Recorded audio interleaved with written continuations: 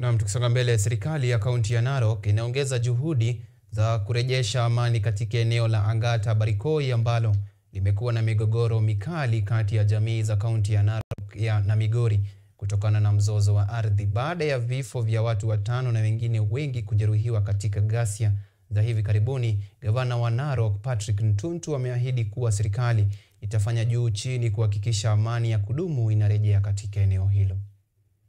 Migogoro ya mara kwa mara imekuwa ikizuka katika eneo la Angata Barikoi, kaunti ya Narok kutokana na mvutano wa ardhi na mifugo inayozunguka mpaka wa kaunti ya Narok na Migori. Ghasia za hivi karibuni zimesababisha vifo na majeraha na pia kuongeza hali ya usalama duni miongoni mwa wakazi. Hata hivyo, gavana wa Narok Patrick Ntuntu amezuru eneo hilo na kuhakikishia jamii kuwa suluhisho la kudumu litafanywa, huku akisisitiza serikali ya kaunti itashirikiana kwa karibu na maafisa wa usalama kumaliza ghasia hizo. Hii shamba hapa imekuwa kama ile jifu. Mnajua jifu ni nini? Hiyo kama haijafinywa ile usaa itoke, haiwezi kuwa mzuri. Leo tunataka kufinya hiyo itoke, alafu watu wakae na amani.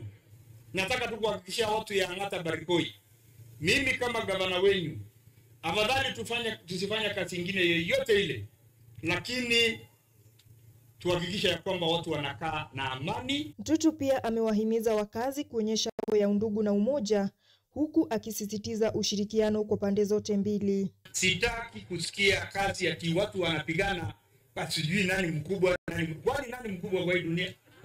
Hii dunia sisi wote tunaangalia juu ya Mungu. Sasa naomba nyinyi, na leo tukimaliza hii mambo ya Angata, hakuna pale mzuri kama Angata. Lakini kwa sababu ya hiyo siasa yenu ndogo, sijui nani mkubwa nani mdogo, hiyo kubwa yenu tutakata iwe flat yote, kila mtu akue sawa.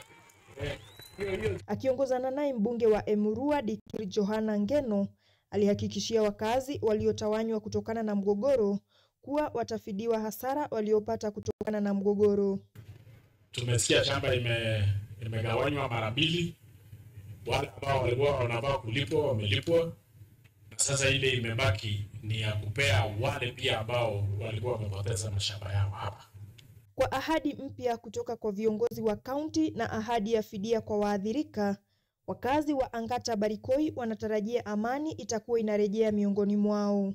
Rose Kaguku, Runinga ya KU.